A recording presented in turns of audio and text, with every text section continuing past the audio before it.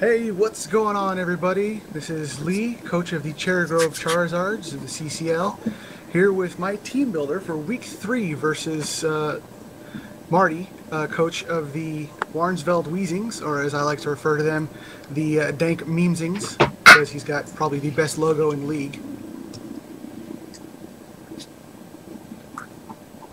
First of all, I want to say that this is going to be the only team builder that's going up for this battle, because neither Marty or I have a YouTube channel for this to go up on. So I'm going to be doing this team builder, and I will also be post-commentating the battle, which will both go up on the CCL official YouTube channel.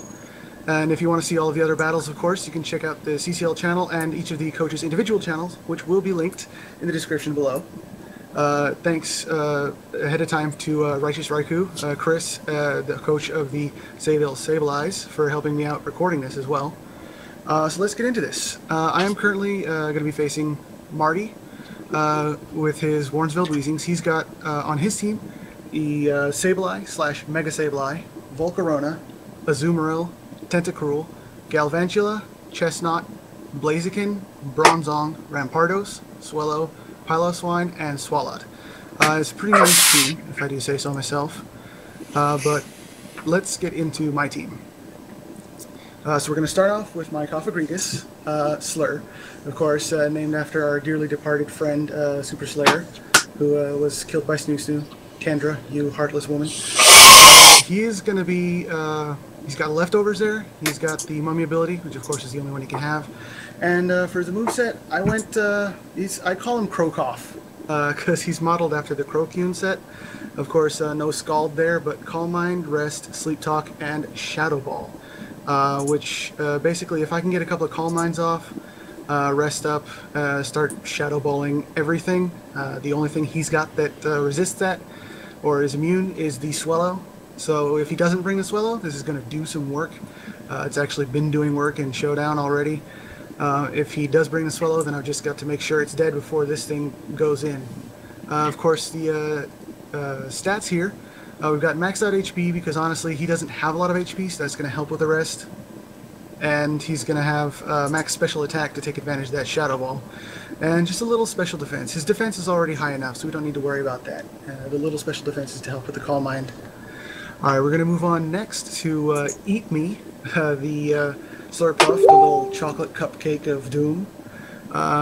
This thing, I went a little bit different with it than you normally see. A lot of people run that Belly Drum set, Belly Drum, Citrus Berry, and everything, Play Rough and all that. Well, I went special this time, because this thing is basically here primarily to take care of Marty's Sableye / Mega Sableye.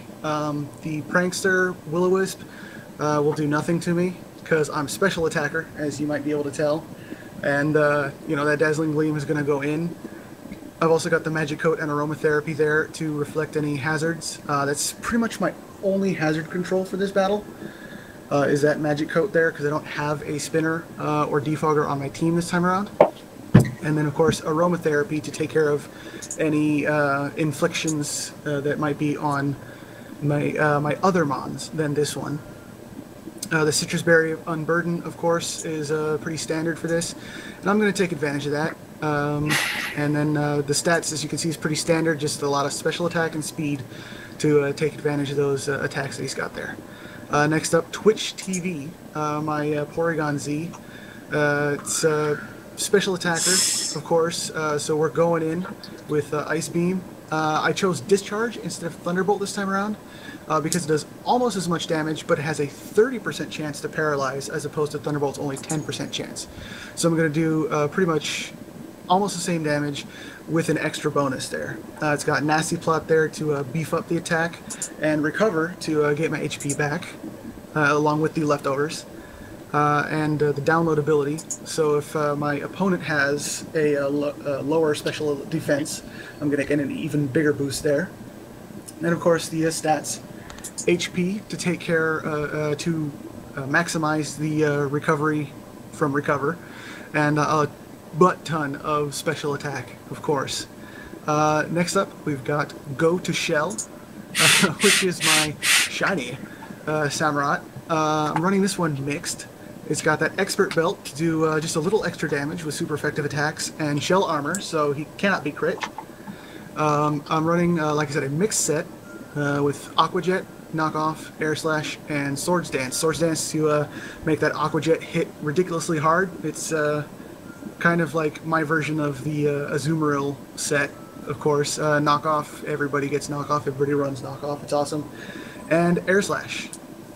Air Slash is there primarily to take on, let's see, primarily for the, the Chestnut. I had to think about it for a sec.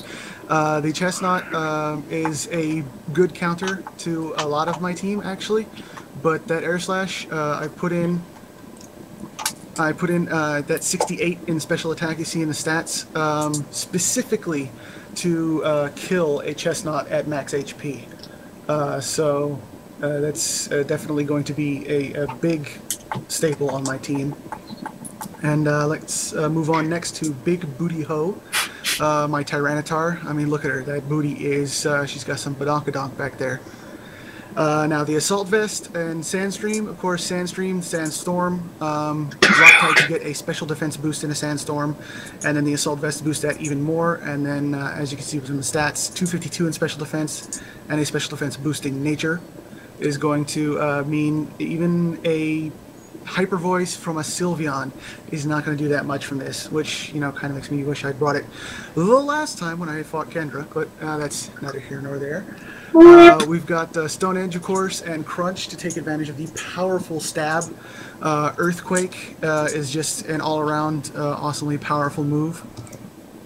And I've got Pursuit in there to trap in anything that doesn't like Tyranitar. I can hit it with a powerful stab Pursuit as it tries to run away like a little bitch. And then finally, the last member of my team is Blacks R Us, which, you know, one of the nicknames I used to like for a shiny Haxorus. As you can see, there's Black. I liked Blaxorus. Kind of rolls off the tongue, and I went a little bit different with it this time, but I like it.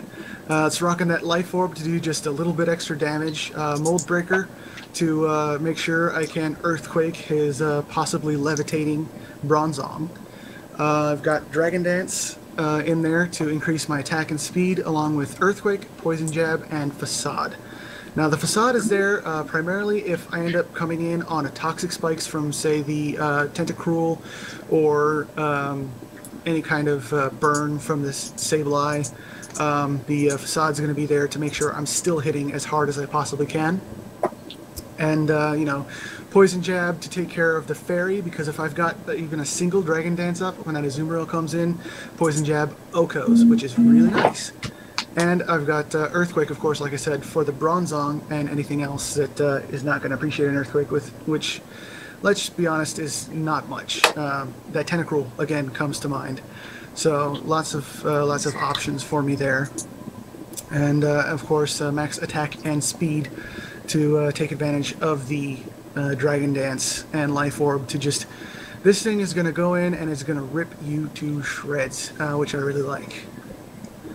So that has been my team builder for week 3 of the CCL Season 2. My battle for the Cherrygrove Charizards against Marty and the Warnsveld Weezings. Thanks for checking this out, and we'll see you tomorrow for the battle. Alright, peace.